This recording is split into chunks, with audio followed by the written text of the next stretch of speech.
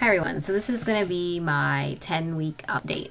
I'm going to be 11 weeks tomorrow.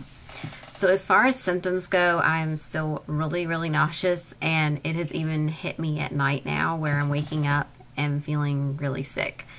And like, I don't throw up or anything, although I wish I would, just because it would probably make me feel better, but it's just bad. Like, it's just a constant feeling, like right in through here, like goes like just up and down through here, you know. And I'm getting a lot of heartburn with it as well. Not always, but I do have a lot of heartburn, which I didn't have heartburn with Ella until the very end, and that was only just maybe once or twice. But with this pregnancy, it's been so much more. Everybody's like, oh, you're gonna have a baby with hair, which that's the ultrasound tech told me when I was pregnant with Ella that if you got heartburn, that you were going to have a baby with hair, and that's the only medical proven, like, wives' tale or whatever. So with Ella, I only had like heartburn like once or twice, and she was like born completely bald, which I love bald babies. I think they're so cute. But anyway, so lots of heartburn, lots of nausea, and I want to try the vitamin B6 to see if that helps, because I'm just like so fed up with nausea.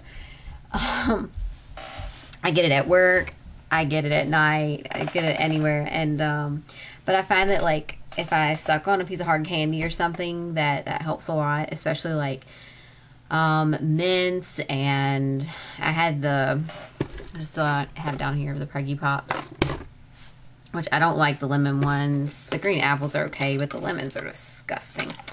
So anyways, I don't eat the lemon ones. And then I still have like wild dreams every once in a while. Like, it's not as crazy as it once was, like 2-3 weeks ago. What else? Sometimes I get like really hot, especially like at nighttime. I get really hot. Or when I'm really nauseous, I get really hot and flushed, and I have to go sit down. If I sit down, I'm okay. What really helps is like eating or drinking something. Like today, I had like really bad heartburn, really bad nausea, and you know, as soon as I ate, I was okay. I really want to take like Zantac or something like that. I just don't have any right now. That's like on the approved list for heartburn. I used to take Prevacid for the indigestion when I had it with like my gallbladder and all that. I used to take Prevacid every day, and then I stopped because Prevacid is not approved for pregnancy. So I stopped that like 2 months before I got pregnant. But you can take Zantac, and I'm not sure if you can take Prilosec, but that's what I went from like Prevacid to Prilosec because it's a lot cheaper, but Zantac is even cheaper. It doesn't work as well as what Prevacid does. So anyways, but tonight when I got home, I took some I drank some soy milk, which I was really nauseous, and the soy milk like really settled my stomach. I don't know how, but I was just like, well, I was really thirsty anyways, and so I drank some ginger ale, and I was like, And then like I got some chocolate soy milk because, as most of you know from previous videos, I can't have like, or I just can't tolerate milk. And so I was like, well, let me just try the soy milk because it's lactose free, dairy free, and all that. And it has like 45% of calcium in it. The only thing I don't like is it has like mono and polyunsaturated fats and all that. It only has like a little bit in there. Soy milk is supposed to be like really good for you. So I had a glass of that, and just an 8-ounce glass contains 45% of calcium, which I really need that. Plus I've had 2 Tums today. I eat Tums like all day, but I only had 2 today. And they sometimes help with the nausea and the heartburn, because I think the heartburn sometimes can cause the nausea, or the nausea can cause the heartburn. So anyways, and then I'm trying to think of any other symptoms that I've had. Like, I've been really thirsty, and I haven't really wanted to drink water, and more like something with like flavor, because I've just been drinking water so much within the last couple weeks that I've been pregnant. So anyways, that's just gotten boring, and I'm tired of it. What else? I think that's really it for symptom wise. I get occasional headaches and that kind of thing, but the nausea and the heartburn are the most bothersome to me right now. So any other suggestions for nausea that you guys may have that have worked for you, just let me know. And then as far as baby buys go, I did buy a couple clearance things this today at Toys R Us, which they were like really clearance, so I didn't mind buying like not gender neutral things. And the things that I bought were like boy things, because we don't have a lot of boy things. So if it was a boy, then you know I have at least some things, you know. And then if I don't have a boy, if I end up having another girl, I mean, I have friends that are like all getting pregnant and stuff, and so you know if they have boys, I can give it to them. So this one is a 0 to 3 month. It's Mommy Surfer Dude. And this was, it was $3. It was just like $8. And then it was marked down to $3. And then it was like 40% off of that, I think. So it was like $1.80. So I don't mind, you know, spending $1.80 on something that might not get used anyways. But anyways, I'm not going to like go out and spend like $15 on an outfit that's like boy or girl, you know. Then this one is a newborn, and it says Little All-Star. It's also boy. They had a lot of boy things and not a lot of girl things, but I really don't need girl things because I have totes upon totes of girl things in the back. So this one was like originally $10. It was then $4.80, and then I got 40% off of that, and I think it was like $2 something, maybe $2.10 or something like that. And then, I don't know, this is kind of gender neutral, but not really gender neutral. And then this little shirt that has Mickey Mouse on it. It's originally $8, then it was marked down to $3, and I got it for $1.80 with the 40% off. So, I got those couple things, which I'm not going to probably buy anything else unless it's like on clearance for summer stuff, because this was all like last year's summer stuff. And I wish that I knew the gender, but of course we don't yet, which won't be till around like the 2nd or 3rd week of February, I think it is. Yeah. So anyways, that's the little baby bags that I got this week. And here comes the dogs, of course. They're running down here. I think that's really about it for this week. Oh, the other thing I was going to talk to you guys about was that I had looked into doulas in this area, and there's about 15 or 20 different, maybe even more than that, doulas in this area. But when, you know, me and my husband discussed it, we kind of just wanted it to be more intimate, not having a stranger in the room, which, you know, we would get to know her, but I don't know, like, I just don't want someone in the room that you really don't know. But I would love to get the education from her and all that, but I'm going to get a couple books. I want to get the Ina May's Guide to Childbirth.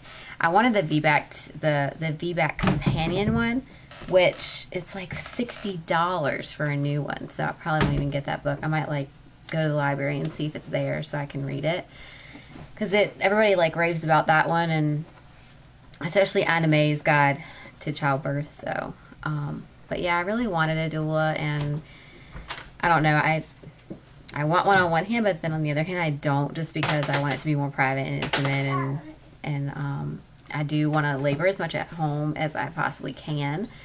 And at my 12-week appointment, I'm just going to discuss with my doctor pretty much what my expectations are from her. I'm going to give her my birth plan already, because I'm going to, like, I've tweaked it already, but I want to go back and tweak it again, because that's when, oh, here went off. That's when I was not even pregnant. So now I want to tweak it again and let her see it, so that she just knows that, you know, what the plan is and what I really want. And basically, I'm going to try for a natural birth, but if I have to have an epidural, then I do. But I'm really terrified of the epidural, because I had a really bad reaction with the epidural last time. I don't know if it wasn't placed right, or if it was an allergic reaction, or what it was, but I just had this burning pain that went from my neck all the way down to my feet. And then my shoulder like cramped up really bad, and I could barely move. So I was just kind of confined to the bed like this on one side. They had to like prop me up on a pillow on the shoulder that hurt really bad. They had to prop me up on a pillow. And I think that's why I didn't ever, you know, progress dilate anymore, because I was in so much pain from the epidural. So I kind of don't want the epidural anymore. But if I have to have it, I have to have it because of the pain. But I want to stay at home as long as possible because we only live like 10 minutes away from the hospital. So I don't want to be like near delivery when I'm here at home, but I don't want to go in only 2 centimeters and then they keep me or something, because I don't want them to keep me. If I'm not like in active labor, then I don't want them to keep me. Definitely going to try to wait till my water breaks. They had to artificially like break my water last time. It didn't break on its own. They did the little hook thing and broke my water, and I just wanted it to be on its own this time. And I don't want a whole lot of monitoring, and they did an internal monitor last time. I don't want an internal monitor. This was just for my contractions. This wasn't actually for Ella. It was just for my contractions. So it wasn't really attached to her head. It was more like inside there. So anyways, but yeah, I definitely want it to be a little more natural and not like all these monitors, and the doctor wouldn't really let me eat, and I figure like if I'm at home, then I can at least eat light foods and stuff so that I have the energy when it's time to push, when I get to the hospital, that I'll have the energy to do that.